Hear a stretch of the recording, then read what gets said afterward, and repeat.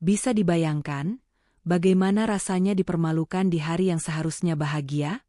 Fatma, sang tokoh utama, ditampar dengan keras oleh ibu mertuanya sendiri, Ibu Wening, di depan ratusan tamu undangan.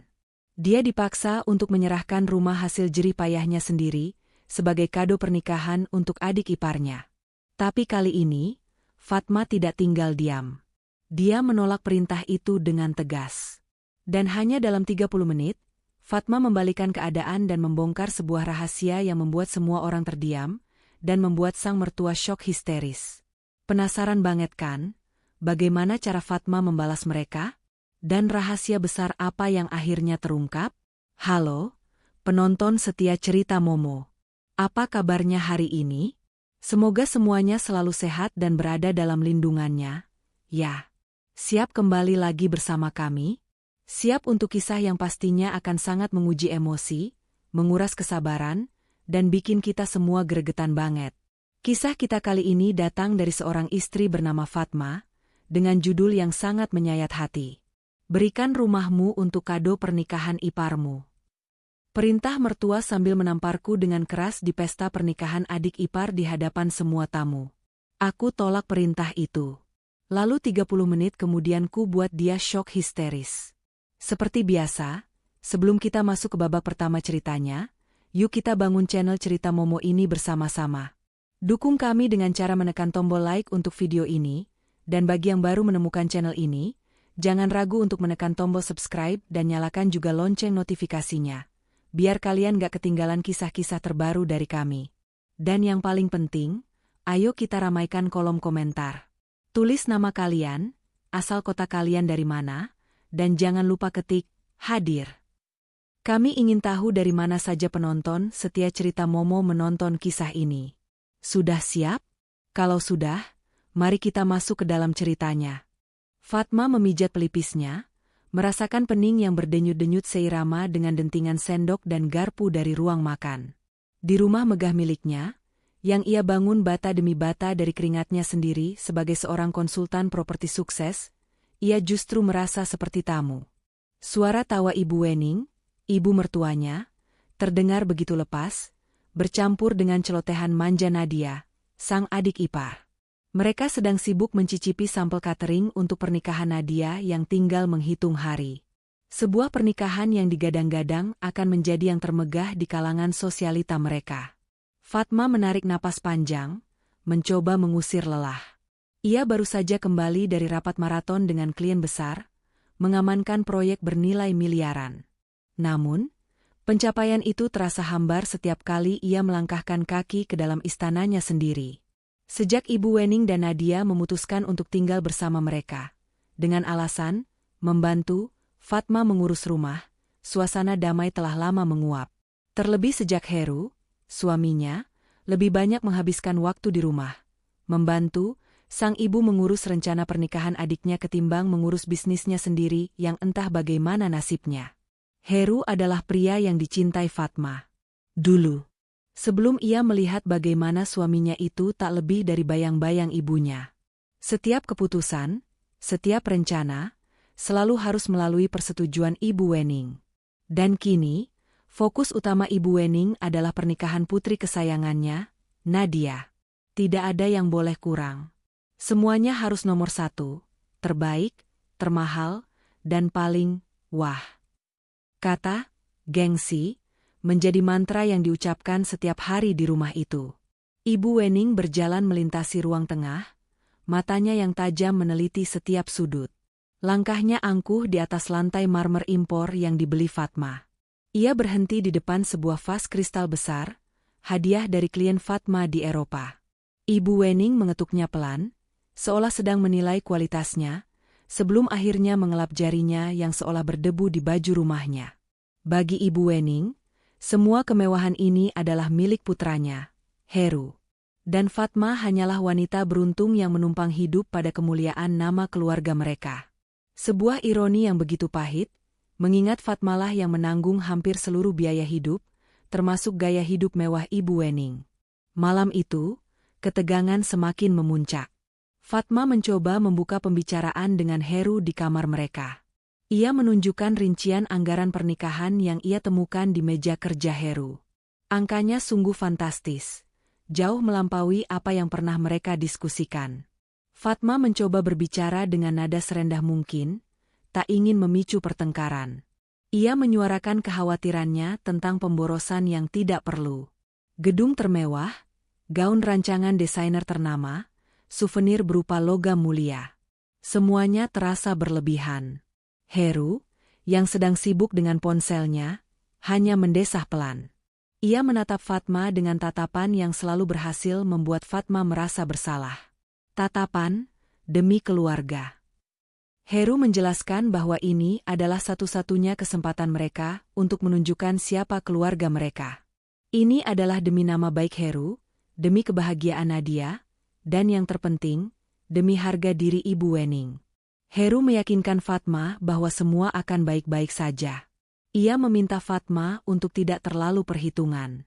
Ini kan juga demi adikku. Begitu kira-kira narasi yang selalu diulang Heru, seolah lupa bahwa adiknya kini hidup sepenuhnya dari kakak iparnya. Fatma terdiam. Lagi-lagi ia kalah. Ia melihat bayangan dirinya di cermin besar di kamar mereka. Seorang wanita karir yang tegas dan dihormati di luar, namun tak berdaya di dalam sangkarnya sendiri. Ia mencintai Heru, tapi cinta itu perlahan terasa seperti racun yang melumpuhkan logikanya.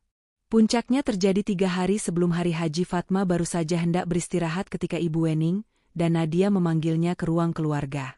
Wajah mereka berdua tampak serius, namun ada binar aneh di mata Ibu Wening. Heru sudah duduk di sana, tampak gelisah. Ibu Wening memulai dengan basa-basi panjang, memuji-muji Fatma sebagai menantu yang baik, meski nadanya terdengar hambar.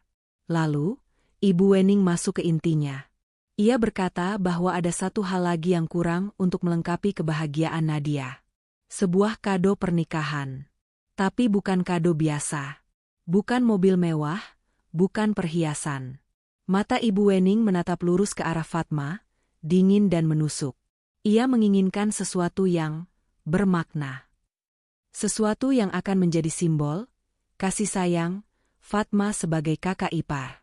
Fatma merasakan firasat buruk menjalari tulang punggungnya. Jantungnya berdebar kencang. Ia bisa melihat Heru menunduk, tak berani menatap matanya. Suasana di ruangan itu terasa berat dan menyesakkan.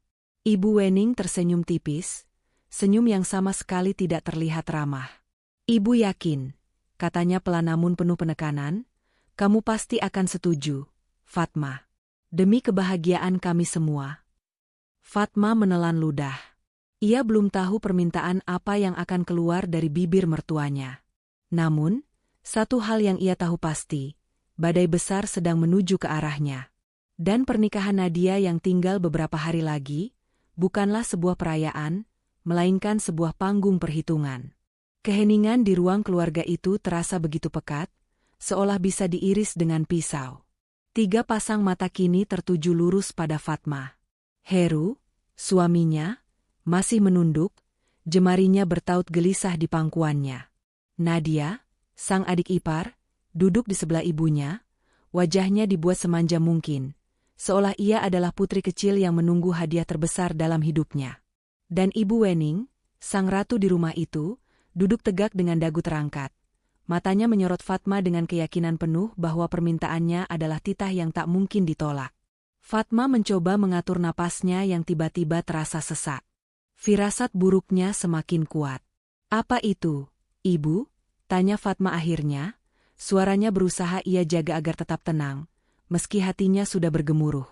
Ibu Wening tersenyum, senyum yang membuat Fatma merasa mual.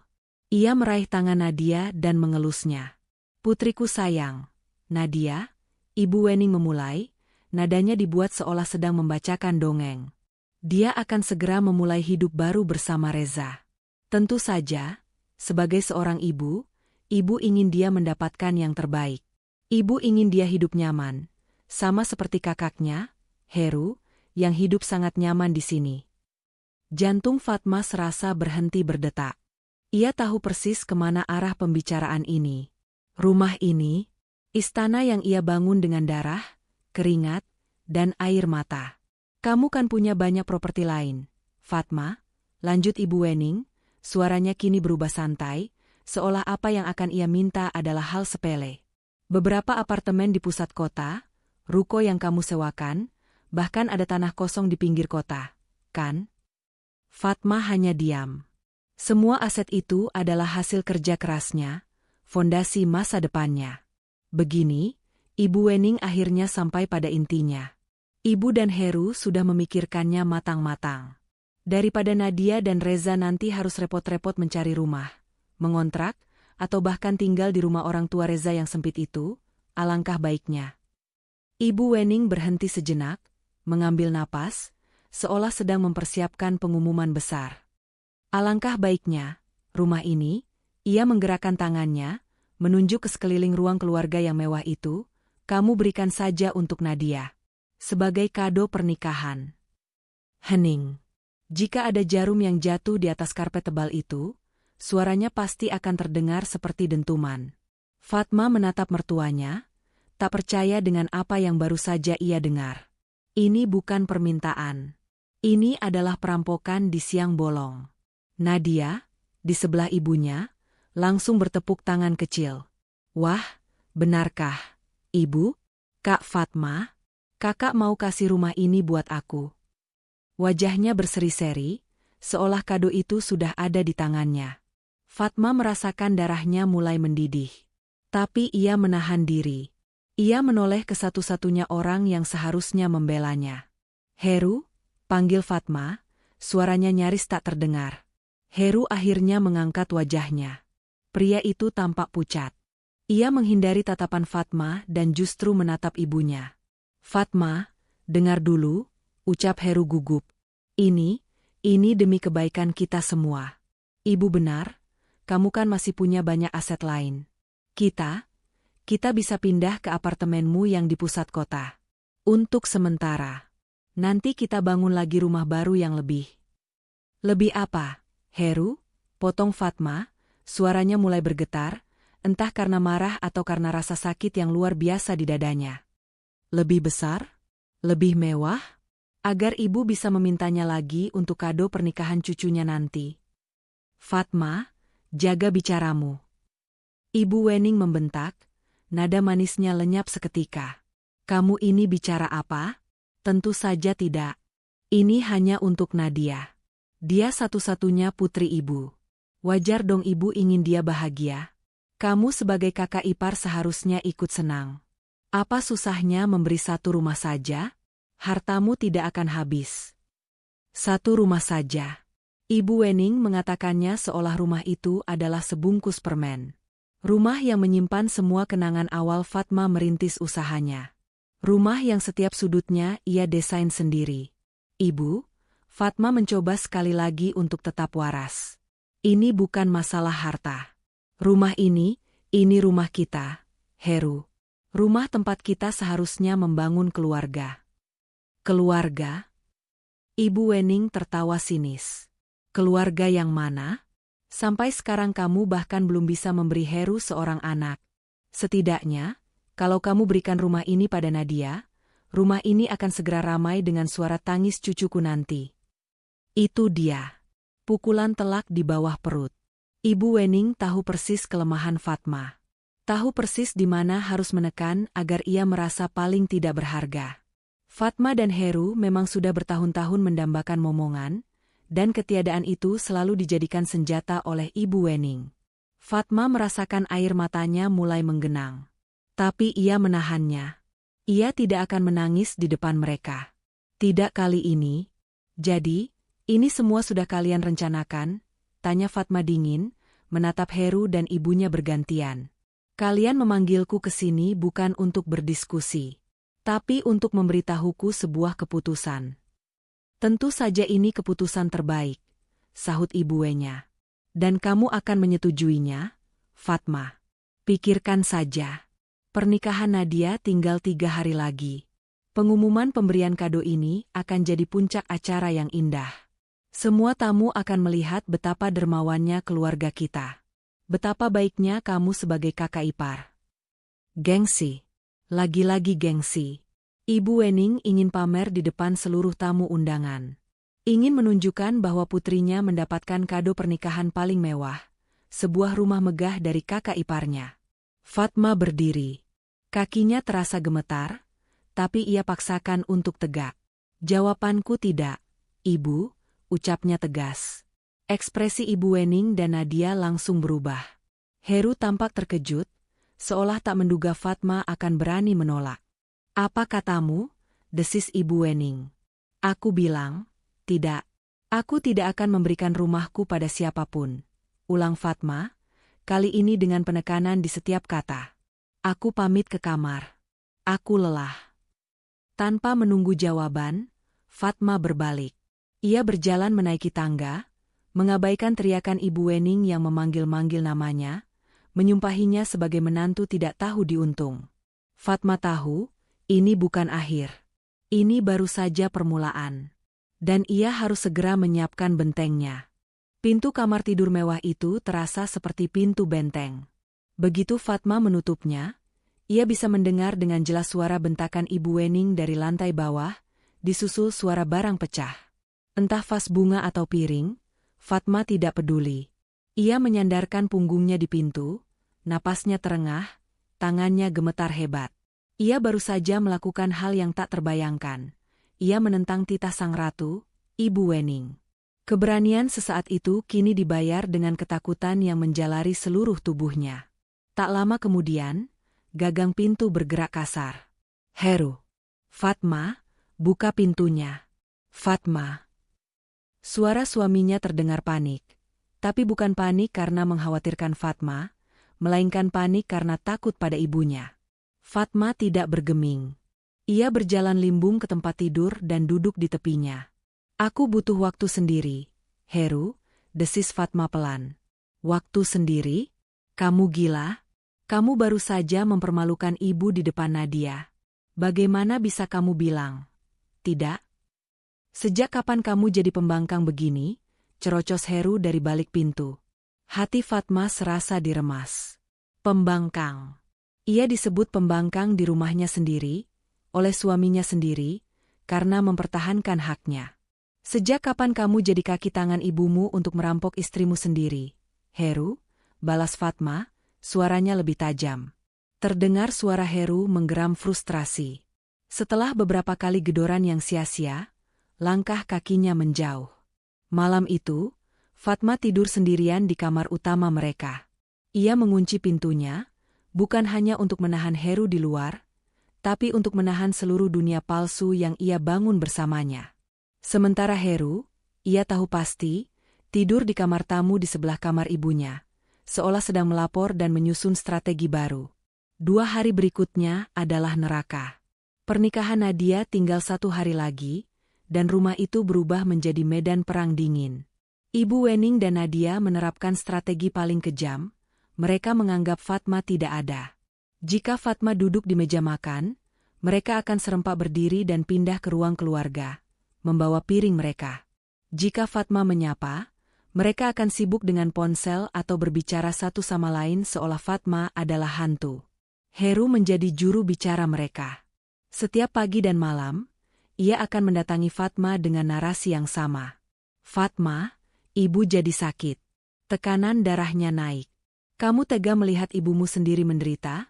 Atau, Nadia tidak berhenti menangis. Kamu mau merusak hari bahagia satu-satunya adikku.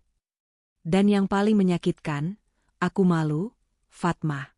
Aku malu punya istri pelit dan tidak menghargai keluarga.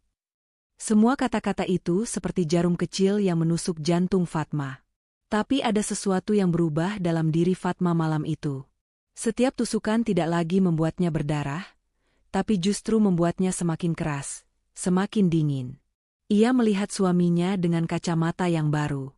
Pria yang ia cintai, yang ia dukung mati-matian bisnisnya yang gagal, kini berdiri di hadapannya, memohon padanya untuk merelakan rumah mereka demi gengsi, sebuah pesta pernikahan.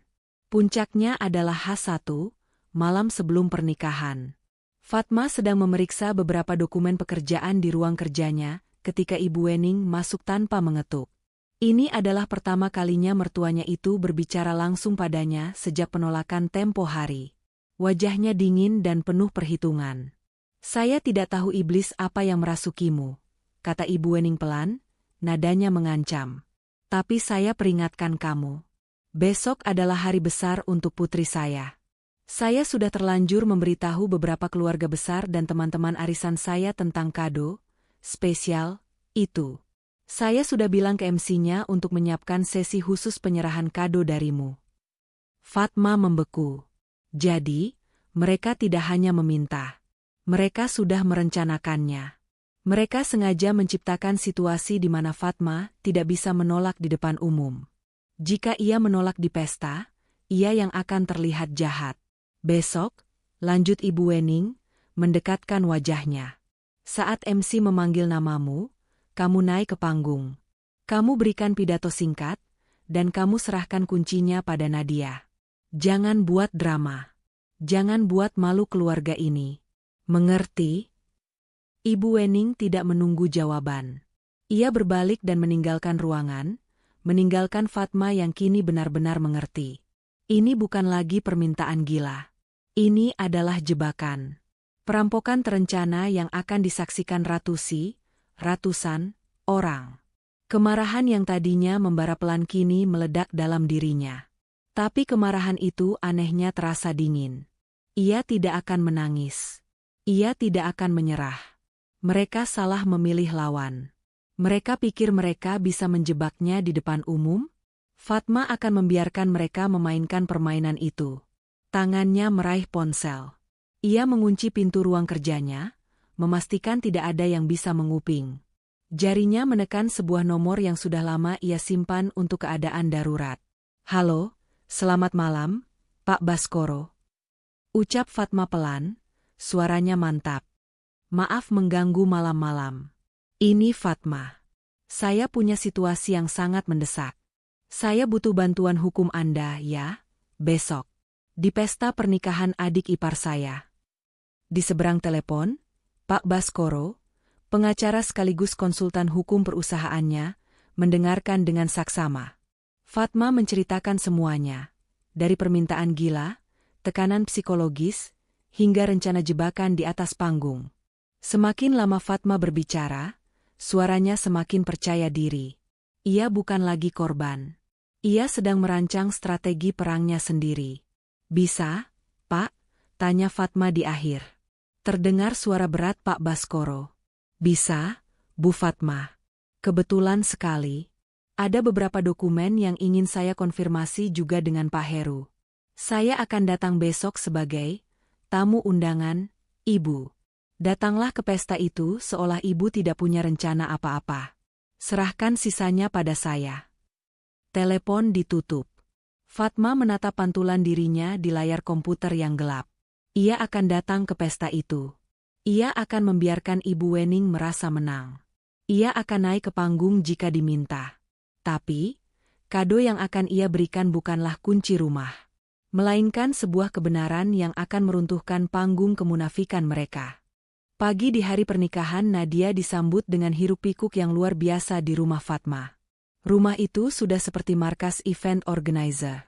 Ibu Wening berteriak ke sana kemari, memberi instruksi pada penata rias, pada asisten rumah tangga, bahkan pada Heru yang tampak sibuk mondar-mandir dengan ponsel menempel di telinga.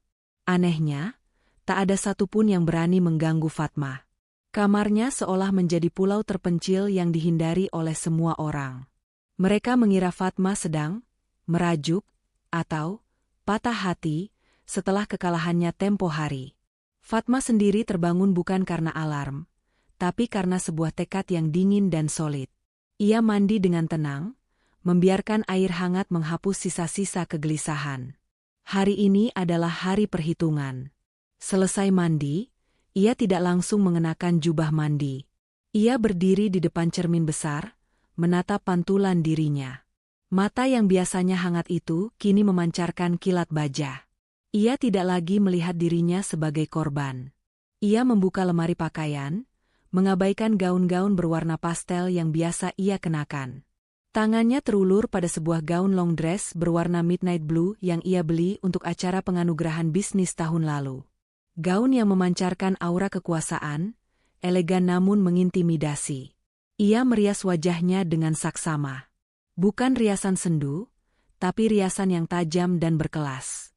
Saat ia mengaplikasikan lipstik merah pekat di bibirnya, ia tersenyum pada bayangannya sendiri.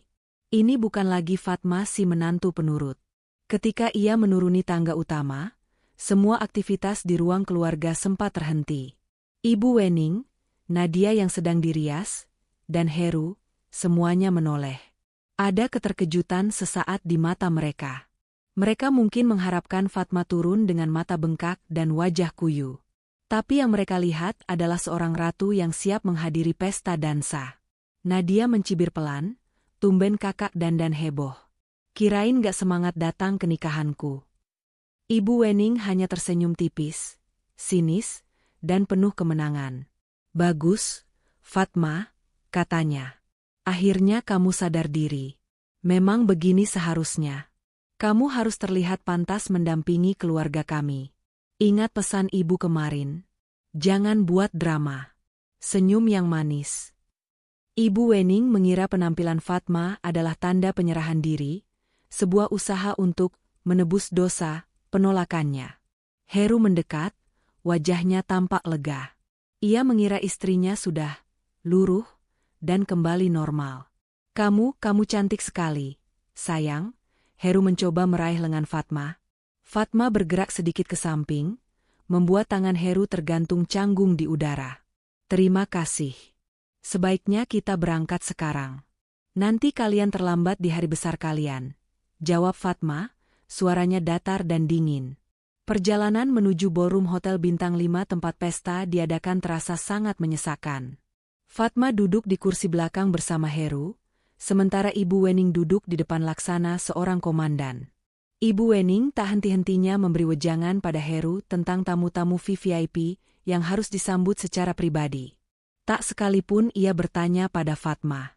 Bagi Ibu Wening, Fatma hanyalah properti pendukung yang tugasnya akan tiba nanti di atas panggung. Begitu tiba di lobi hotel, kemegahan pesta itu langsung terlihat. Bunga impor dirangkai menjulang tinggi, alunan musik orkestra yang lembut menyambut tamu. Semua yang hadir adalah kalangan atas, kolega bisnis Fatma, dan tentu saja, teman-teman arisan Ibu Wening yang terkenal sombong. Reza, sang mempelai pria, tampak sedikit gugup berdiri di samping Nadia, yang bersinar dalam gaun pengantinnya yang harganya pasti selangit. Fatma berjalan memasuki ballroom dengan langkah mantap. Ia sengaja memisahkan diri dari rombongan Heru dan ibunya. Ia mengambil segelas minuman dan berdiri di sudut yang agak tenang, mengamati. Ia melihat Ibu Wening dan Heru sibuk menyapa tamu, tertawa lebar, membusungkan dada, seolah merekalah pemilik pesta, seolah semua kemewahan itu adalah hasil jerih payah mereka. Saat itulah matanya menangkap sosok yang ia tunggu. Di antara kerumunan tamu, berdiri seorang pria parubaya yang tampak berwibawa dengan setelan batik sutra yang rapi. Pak Baskoro. Pengacaranya itu datang tepat waktu, menyamar sempurna sebagai salah satu tamu undangan VVIP. Pak Baskoro melihat ke arah Fatma, lalu memberikan satu anggukan kecil yang nyaris tak terlihat. Sebuah konfirmasi. Semuanya aman. Jantung Fatma berdebar sedikit lebih cepat. Bukan karena takut, tapi karena adrenalin. Ia kini siap. MC di atas panggung sudah mulai berbicara, memuji-muji kemegahan pesta, memuji keindahan sang pengantin. Dan sesaat lagi, hadirin sekalian, suara MC itu menggema, kita akan ada satu sesi yang sangat spesial. Sebuah persembahan kasih dari kakak ipar terkasih. Fatma tersenyum tipis. Ia meletakkan gelas minumannya. Permainan akan segera dimulai. Musik orkestra tiba-tiba berhenti, digantikan oleh alunan jingle yang megah. Lampu sorot ballroom yang tadinya temaram, kini bergerak liar sebelum akhirnya berhenti dan menyorot tajam ke satu titik, ke arah Fatma, yang berdiri di sudut ruangan. Ratusan pasang mata kini mengikutinya. Fatma merasakan tatapan itu seperti ribuan jarum, namun ia tidak gentar. Ya, hadirin sekalian. Suara MC itu terdengar bersemangat, seolah ia sedang mengumumkan pemenang undian besar. Kita panggilkan, sosok kakak ipar yang luar biasa, hati yang begitu mulia, Ibu Fatma. Mari kita berikan tepuk tangan yang meriah. Tepuk tangan terdengar sedikit canggung. Para tamu, terutama kolega bisnis Fatma, saling berpandangan. Mereka mengenal Fatma sebagai negosiator ulung yang dingin, bukan sosok yang akan melakukan drama di atas panggung. Ibu Wening, yang sudah berdiri di panggung kecil di sebelah pelaminan, tersenyum dengan kepuasan maksimal. Ia melambaikan tangan ke arah Fatma, menyuruhnya naik. Heru berdiri kaku di samping ibunya, wajahnya pucat pasi, namun ia memaksakan seulas senyum. Nadia dan Reza, sang pengantin, duduk di kursi pelaminan, menatap Fatma dengan antisipasi. Nadia jelas-jelas mengharapkan sesuatu yang luar biasa. Fatma menarik napas panjang. Inilah saatnya. Dengan langkah yang terukur dan anggun, ia berjalan menuju panggung. Gaun midnight blue-nya menyapu lantai dengan gemulai, punggungnya tegak, dagunya terangkat. Ia tidak terlihat seperti orang yang sedang terintimidasi. Ia terlihat seperti seorang ratu yang berjalan menuju tahtanya. Dalam sepersekian detik, saat ia melintasi kerumunan, matanya bertemu dengan Pak Baskoro. Pengacaranya itu masih berdiri tenang. Tangannya terlipat di depan dada, memberikan tatapan, semua terkendali. Sesampainya di panggung, MC langsung menyodorkan mikrofon. Namun, sebelum Fatma sempat meraihnya, Ibu Wening dengan sigap mengambil alih. Biar ibu saja yang mulai, katanya sambil tertawa kecil, seolah itu adalah bagian dari naskah. Ibu Wening memegang mikrofon itu dengan gemetar yang dibuat-buat, seolah terharu. Bapak, Ibu, tamu-tamu kehormatan sekalian. Ia memulai, suaranya terdengar dramatis. Malam ini adalah malam terbahagia bagi saya. Putri saya satu-satunya, Nadia, akhirnya menemukan pangerannya. Beberapa tamu bertepuk tangan sopan. Tapi, lanjut Ibu Wening, kebahagiaan ini tidak akan lengkap tanpa kemurahan hati. Dan malam ini, kita semua akan menjadi saksi. Saksi betapa luar biasanya keluarga kami. Betapa beruntungnya putri saya, Nadia, memiliki seorang kakak ipar seperti Fatma. Ibu Wening menoleh, menatap Fatma dengan senyum yang begitu manis namun palsu. Fatma, menantuku tersayang. Dia sudah bekerja begitu keras. Dia adalah panutan. Dan sebagai bukti cintanya pada adiknya, dia sudah menyiapkan sebuah kado. Ibu Wening sengaja berhenti. Ballroom menjadi hening. Bukan sekadar kado biasa, desis Ibu Wening ke mikrofon, membuat semua orang semakin penasaran. Bukan mobil, bukan perhiasan. Tapi sesuatu yang akan menaungi cinta Nadia dan Reza selamanya. Sesuatu yang akan menjadi pondasi rumah tangga mereka. Fatma hanya diam, wajahnya tanpa ekspresi. Ia sudah tahu kemana arahnya. Fatma, ayo, katakan, nak. Ibu Wening kini menyodorkan mikrofon itu ke depan bibir Fatma. Wajahnya begitu dekat, matanya menyipit, berbisik mengancam yang hanya bisa didengar Fatma. Katakan sekarang. Jangan buat malu. Seluruh tamu menahan napas. Fatma menatap mikrofon itu sejenak. Lalu ia menatap Ibu Wening, Nadia, dan terakhir Heru. Selamat malam. Suara Fatma terdengar tenang dan jernih, menggema di seluruh ruangan. Selamat atas pernikahan kalian, Nadia dan Reza. Saya. Fatma berhenti, ia melihat Ibu Wening mengangguk-angguk puas, mengira Fatma akan mengikuti naskahnya. Saya rasa, ada kesalahpahaman besar di sini, lanjut Fatma dengan nada yang sama tenangnya. Senyum di wajah Ibu Wening langsung membeku. Heru tampak seperti ingin pingsan. Nadia mengerutkan keningnya. Kesalahpahaman?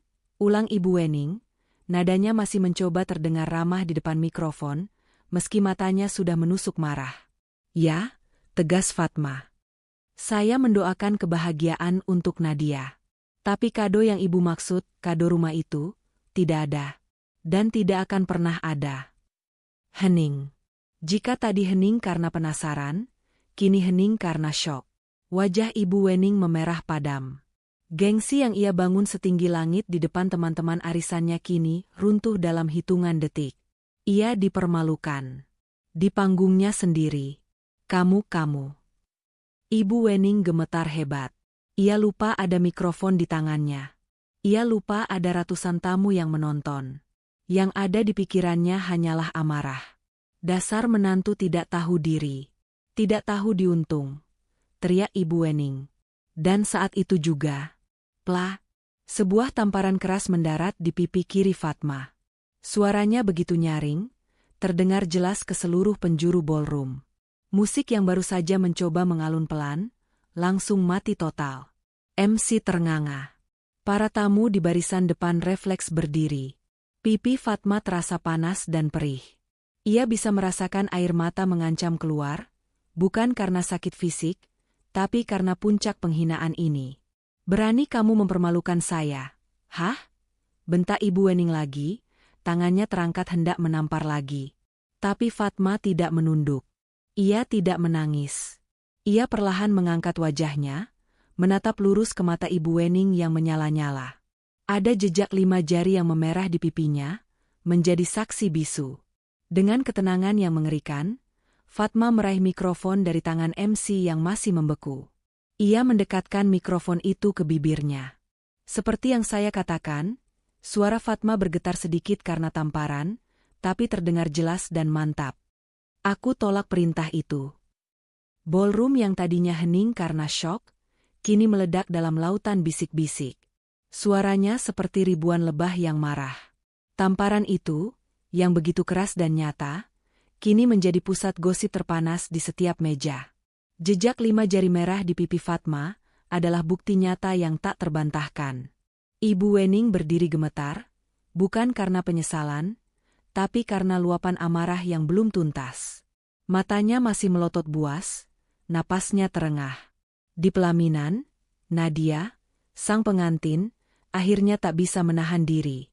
Ibu, Kak Fatma, pestaku. Kalian merusak pestaku. Tangisnya pecah, maskara mahalnya mulai luntur, merusak riasan yang sudah dipersiapkan berjam-jam. Reza, suaminya yang baru, hanya bisa menatap nanar, tak tahu harus berbuat apa. Namun, target utama Fatma bukanlah Nadia. Ia menoleh pada satu-satunya pria yang seharusnya melindunginya. Heru, panggil Fatma, suaranya kini dingin, tak ada lagi getar kesakitan. Heru, yang sedari tadi membeku seperti patung lilin, akhirnya tersentak.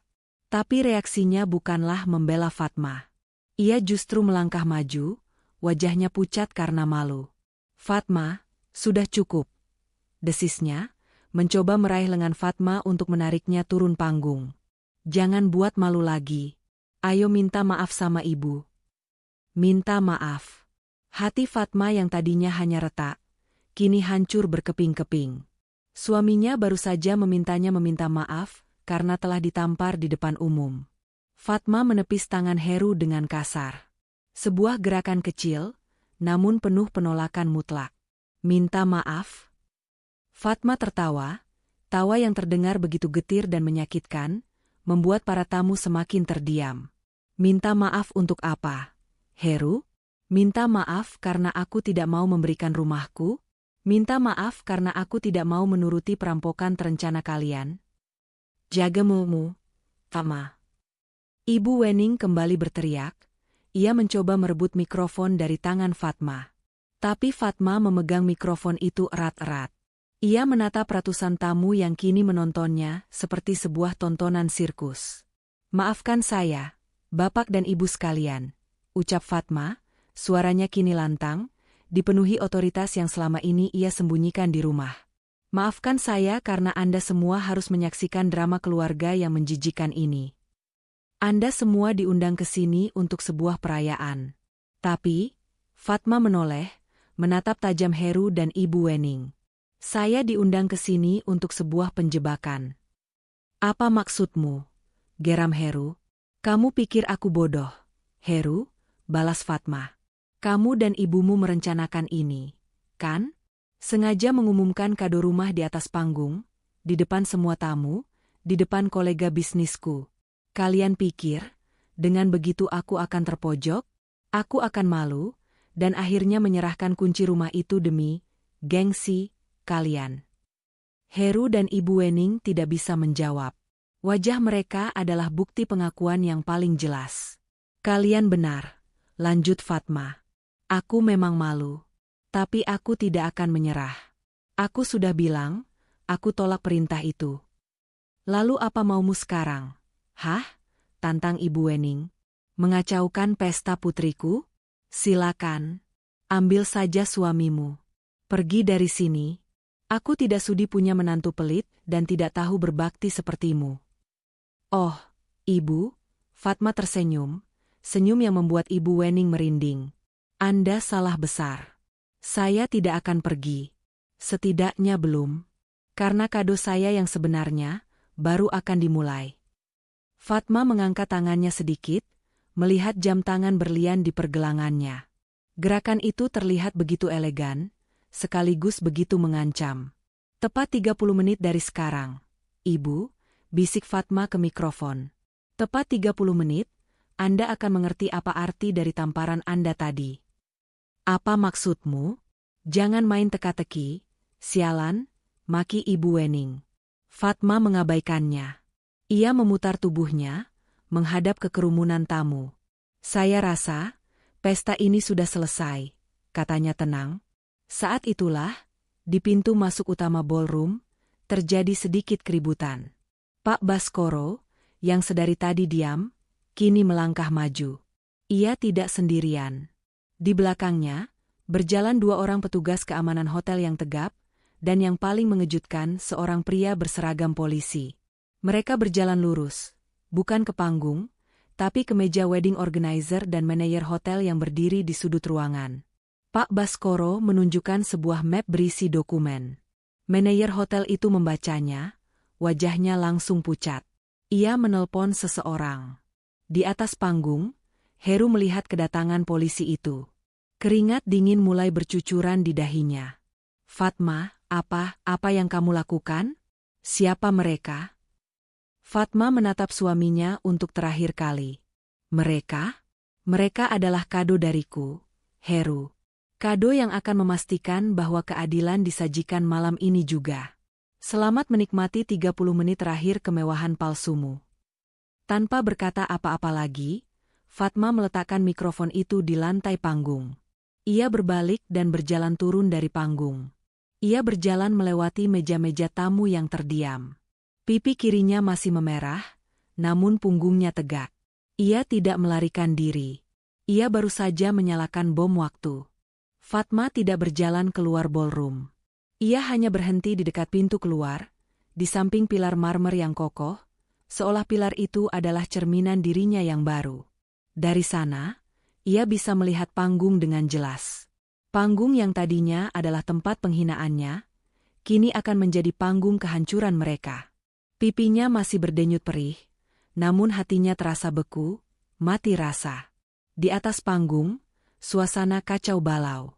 Ibu Wening, yang masih belum pulih dari syok karena perlawanan Fatma, kini beralih ke Heru. Heru, kejar dia. Suruh dia kembali. Jangan biarkan dia pergi setelah mempermalukan kita.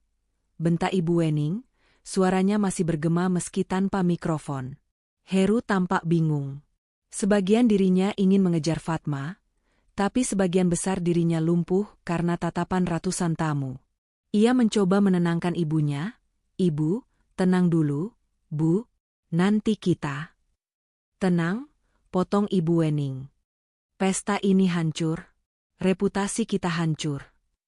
Saat itulah, tepat seperti yang Fatma perkirakan, manajer hotel dan kepala wedding organizer, yang sedari tadi berdiskusi tegang dengan Pak Baskoro dan polisi, mulai bergerak.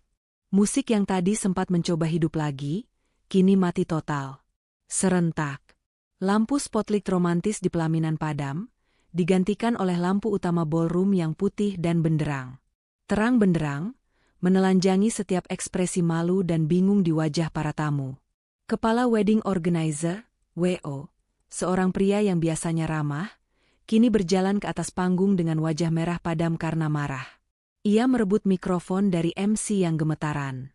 Selamat malam, Bapak dan Ibu sekalian, suara kepala Weo itu terdengar berat dan marah.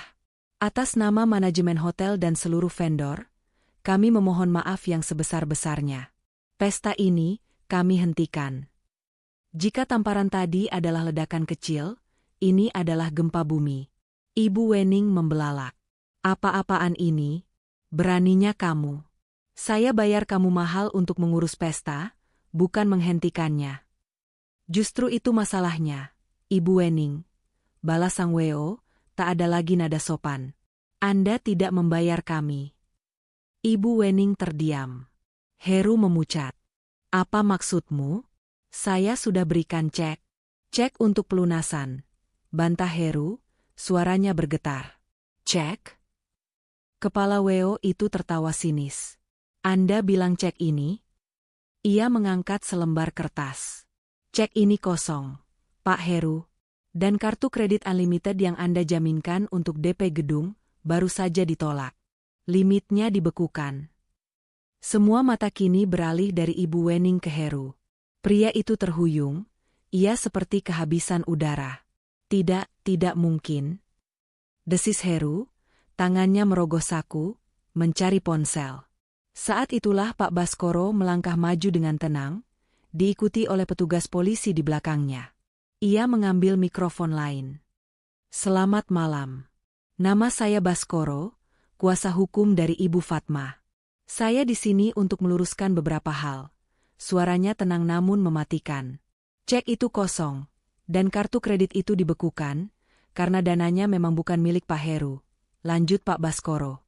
Dana itu adalah milik perusahaan Ibu Fatma, yang telah dipindahkan oleh Pak Heru secara ilegal selama 3 bulan terakhir. Plot twist itu menghantam ballroom seperti pukulan palu godam. Para tamu ternganga. Jadi, ini bukan sekadar menantu pelit. Ini penggelapan dana? Pencurian? Selama ini, lanjut Pak Baskoro, Pak Heru dan Ibu Wening telah hidup dari kemewahan palsu.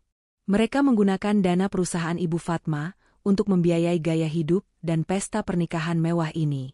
Mereka pikir, setelah pesta, mereka bisa memaksa Ibu Fatma menyerahkan rumahnya bukan untuk kado, tapi untuk dijual. Untuk menutupi jejak pencurian uang yang mereka lakukan. Heru jatuh terduduk di pinggir panggung. Kakinya tak sanggup lagi menopang tubuhnya. Tidak. Fatma, dia tidak mungkin tahu. Lirihnya. Oh, dia tahu, Pak Heru, kata Pak Baskoro. 30 menit yang lalu, saat Ibu Wening menampar klien saya, saat itu pula Ibu Fatma memberikan sinyal pada saya untuk mengeksekusi pembekuan total semua rekening yang Anda gunakan. Termasuk rekening yang menampung dana haram untuk membayar pesta ini. Sekarang semuanya jelas. Permintaan rumah itu adalah jalan keluar terakhir mereka. Jebakan di panggung adalah upaya putus asa mereka. Nadia, sang pengantin, akhirnya mengerti. Pesta mewahnya, gaun mahalnya, semuanya palsu. Mas Heru, Ibu, jadi ini semua utang? Ibu Wening tidak mendengar. Dunianya berputar. Gengsi, harga diri. Reputasi yang ia bangun di depan teman-teman arisannya. Semuanya hancur dalam sekejap. Ia melihat ke sekeliling. Ratusan pasang mata menatapnya. Bukan dengan kagum, tapi dengan cemooh. Dengan tatapan jijik. Ia melihat Fatma di ujung ruangan. Wanita itu masih berdiri tegak, menatapnya dengan dingin. Tidak aak. Bukan teriakan marah. Itu adalah raungan putus asa. Ibu Wening menjambak rambutnya sendiri yang disasak tinggi. Tidak mungkin. Heru. Katakan pada mereka itu bohong. Katakan. Ia mengguncang-guncang tubuh Heru yang sudah lemas. Bilang, nak, bilang. Tapi Heru hanya menangis. Benar, Ibu, semuanya benar. Uangnya habis. Kita bangkrut. Fatma mengambil semuanya kembali. Itulah kata-kata terakhir yang didengar Ibu Wening. Pandangannya menjadi gelap. Malu yang tak tertanggungkan, kehancuran reputasi di depan publik, dan kenyataan bahwa ia kini miskin, semuanya terlalu berat. Dengan teriakan melengking yang panjang dan histeris, mata Ibu Wening memutar ke belakang, dan ia ambruk pingsan di atas panggung megah itu. Syok. Histeris. Tepat seperti yang Fatma janjikan. Pingsannya Ibu Wening adalah sinyal kehancuran total. Itu bukan pingsan dramatis yang mengundang simpati. Itu adalah pingsan yang memalukan di tengah lautan cemooh. Para tamu yang tadinya hanya berbisik, kini tak lagi menahan diri. Suara-suara itu terdengar jelas. Ya Tuhan, pesta utangan. Gengsi selangit, tapi pakai uang menantu. Gila, suaminya sendiri yang mencuri, istrinya yang ditampar. Kasihan sekali Ibu Fatma. Beberapa teman arisan Ibu Wening, yang tadinya duduk di meja VIP paling depan, kini menjadi orang pertama yang bergegas keluar. Wajah mereka merah padam karena malu, seolah takut ketahuan pernah berteman dengan keluarga penipu. Mereka berjalan cepat, menutupi wajah dengan tas bermerek mereka, menghindari tatapan Fatma seolah Fatmalah yang membawa wabah. Fatma masih berdiri di dekat pilar. Ia menyaksikan semuanya dengan ketenangan yang menakutkan. Ia melihat tim medis hotel bergegas naik ke panggung dengan tandu lipat. Mereka mencoba memberikan pertolongan pertama pada Ibu Wening. Di sisi lain panggung, drama yang tak kalah menyedihkan sedang terjadi. Nadia, sang pengantin, akhirnya sadar dari histerianya. Pesta impiannya, gaun mewahnya, semuanya kini terasa seperti kostum badut di tengah sirkus yang gagal. Ia menatap Reza, suaminya yang baru beberapa jam itu. Reza, sayang, ini nggak seperti yang kamu lihat, pasti ada salah paham. Reza, yang sedari tadi dia membatu, akhirnya bergerak. Wajahnya yang tadinya gugup kini mengeras. Ia menatap Nadia, lalu Heru yang masih terduduk lemas, dan Ibu Wening yang sedang diurus tim medis. Ia berasal dari keluarga yang sederhana, namun terhormat. Dan malam ini, kehormatan keluarganya baru saja diinjak-injak. Salah paham, desis Reza. Aku melihat kakak iparmu ditampar. Aku mendengar suamimu mengakui kalian bangkrut. Aku melihat ibumu pingsan karena ketahuan menipu. Salah paham bagian mana, Nadia? Tapi aku mencintaimu. Isak Nadia, mencoba meraih tangan Reza. Reza menarik tangannya. Cinta? Atau kamu butuh aku untuk membayar sisa utang pesta ini? Tepat di saat itu, orang tua Reza yang tampak syok, maju dan menarik lengan putra mereka. Pulang, nak, kata ayah Reza tegas. Kita tidak punya urusan lagi di sini. Keluarga kita tidak akan pernah terikat dengan keluarga penipu. Reza menatap Nadia untuk terakhir kalinya. Jangan pernah cari aku lagi, katanya dingin. Ia lalu berbalik, melepaskan jas pengantinnya yang terasa gerah, dan berjalan cepat keluar ballroom bersama keluarganya, meninggalkan Nadia yang kini meraung sendirian di atas pelaminan. Pengantin wanita yang ditinggal suaminya di hari pernikahannya sendiri. Sementara itu, Heru akhirnya bisa berdiri. Matanya liar mencari satu sosok. Fatma. Ia melihat Fatma masih di sana, mengawasinya. Dengan sisa-sisa tenaga, Heru berlari terhuyung menuruni panggung, mengabaikan ibunya yang sedang diangkat ke tandu, mengabaikan adiknya yang menangis meraung. Fatma, tolong. Heru sampai di depan Fatma, napasnya tersengal. Ia mencoba meraih tangan Fatma, tapi Fatma menariknya. Tolong aku, sayang. Pinta Heru, suaranya parau. Hentikan ini semua. Aku tahu aku salah. Tapi ibu bisa mati. Aku akan ceraikan kamu, tidak. Maksudku, aku akan turuti semua maumu. Tapi tolong, bekukan pembekuan itu. Beri aku akses sedikit saja. Untuk bayar vendor, untuk bayar rumah sakit ibu. Fatma menatap pria di hadapannya. Pria yang pernah ia cintai sepenuh hati. Pria yang ia kira adalah pelindungnya. Kini ia terlihat begitu hina, begitu menyedihkan. Bahkan di titik ini, yang ia pikirkan hanyalah uang.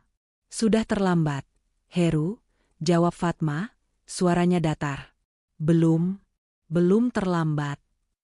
Heru menggeleng panik. Kita bisa perbaiki ini. Kita mulai lagi dari awal. Kita tinggalkan ibu dan Nadia. Hanya kita berdua. Seperti dulu, Fatma, seperti dulu. Fatma tersenyum tipis. Lucu sekali, katanya. Dulu, kamu tidak akan pernah bisa kembali ke dulu, Heru. Karena, dulu, kamu adalah suamiku. Dan sekarang kamu adalah pencuri. Heru tersentak seolah baru saja ditampar. Dan untuk permintaanmu. Fatma merogoh sesuatu dari tas tangannya yang elegan. Bukan ponsel. Bukan kunci. Melainkan sebuah amplop tebal berwarna coklat. Ia menyerahkannya ke dada Heru. Heru menatap amplop itu dengan bingung. Apa ini? Itu kado pernikahan dariku, kata Fatma. Bukan untuk Nadia. Tapi untukmu. Di saat yang sama, Pak Baskoro mendekat bersama 2 petugas polisi. Pak Heru, sapa Pak Baskoro tenang. Amplop itu adalah salinan surat gugatan cerai dan tuntutan pidana atas penggelapan dana perusahaan yang sudah didaftarkan Ibu Fatma siang tadi. Heru meremas amplop itu. Tubuhnya gemetar hebat. Jadi, Fatma sudah merencanakan ini bahkan sebelum pesta dimulai. Tamparan itu hanyalah pelatuk terakhir. Dan Pak Heru, lanjut Pak Baskoro, mengingat Anda sudah mengakui perbuatan Anda di depan umum, dan ada potensi Anda melarikan diri atau menghilangkan barang bukti, kami meminta Anda untuk ikut ke kantor polisi sekarang juga. Untuk memberikan keterangan. Tidak, Fatma. Heru menatap Fatma dengan putus asa. Fatma hanya menatapnya lurus. Dingin. Tanpa cinta. Tanpa benci. Hanya ama. Nikmati kehancuranmu, Heru, bisik Fatma. Kemudian, ia berbalik. Ia berjalan melintasi ballroom yang kini porak-poranda. Ia melewati sisa-sisa makanan catering mahal yang tak tersentuh. Ia melewati dekorasi bunga impor yang kini tampak layu.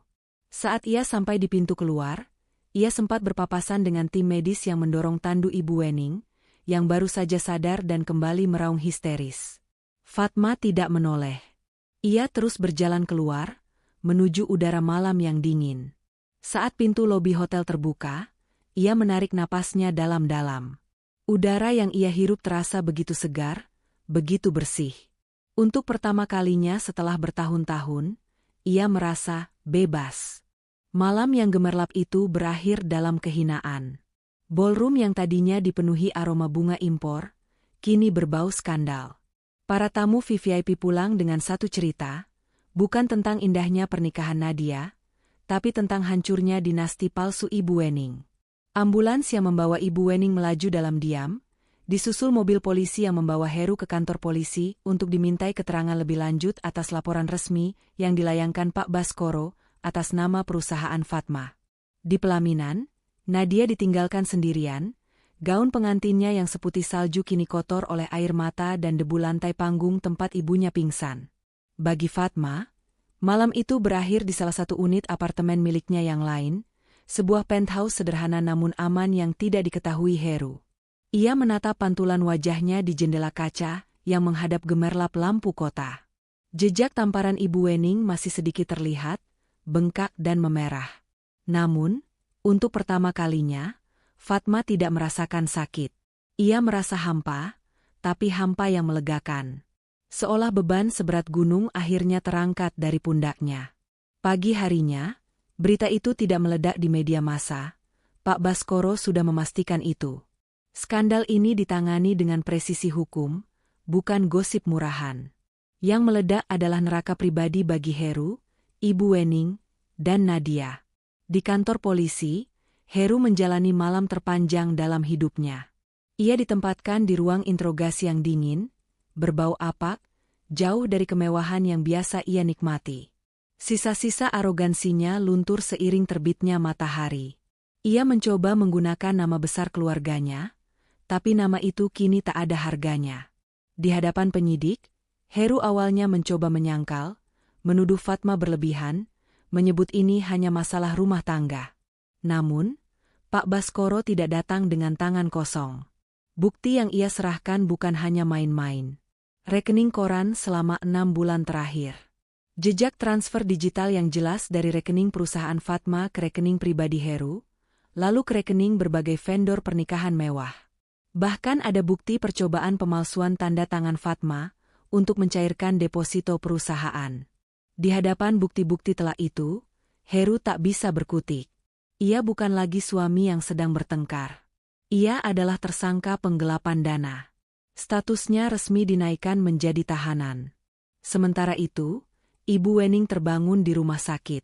Bukan di ruang VVIP yang biasa ia minta, tapi di ruang rawat kelas 1 biasa, karena jaminan kartu kredit Heru sudah diblokir total. Nadia tertidur di sofa kecil di sampingnya, masih memakai baju yang sama dari semalam, wajahnya bengkak karena menangis. Hal pertama yang Ibu Wening cari adalah ponselnya. Ia harus memaki Fatma. Ia harus menyuruh Heru membereskan kekacauan ini.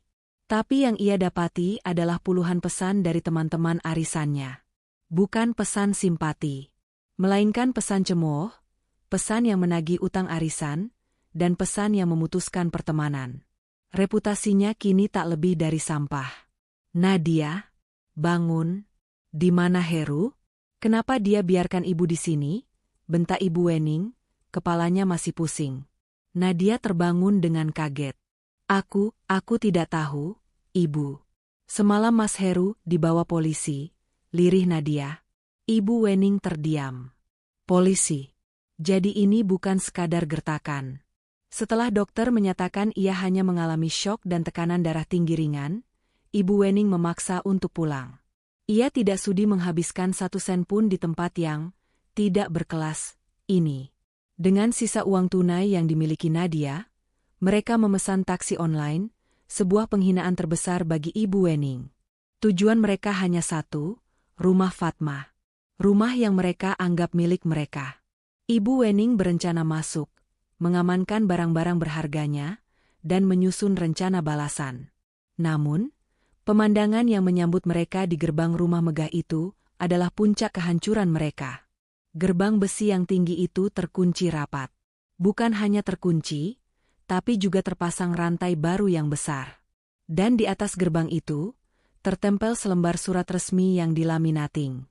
Aset ini berada dalam pengawasan hukum untuk proses penyitaan jaminan atas nama PT Fatma Jaya Property. Dilarang masuk atau merusak segel. Di bawahnya, ada stempel dari firma hukum Pak Baskoro. Nadia langsung terduduk lemas di trotoar. Tidak rumah kita. Ibu Wening gemetar hebat. Ia mencengkeram jeruji gerbang. Tidak. Ini rumah anakku. Rumah Heru. Fatma sialan. Buka pintunya. Ia mengguncang-guncang gerbang itu seperti orang gila. Ia berteriak memanggil satpam, tapi satpam yang biasa menunduk hormat padanya kini hanya berdiri kaku di dalam pos, tak berani ikut campur urusan hukum. Ironis. Rumah yang begitu ia inginkan untuk kado Nadia, kini menjadi monumen kejatuhan mereka. Rumah itu memang pada akhirnya disita. Bukan oleh Nadia, tapi oleh hukum, untuk membayar kembali utang-utang Heru pada perusahaan Fatma. Fatma merelakan rumah itu, karena ia tahu, rumah itu sudah tercemar. Ia lebih memilih menyelamatkan perusahaannya dan harga dirinya. Ibu Wening akhirnya luruh.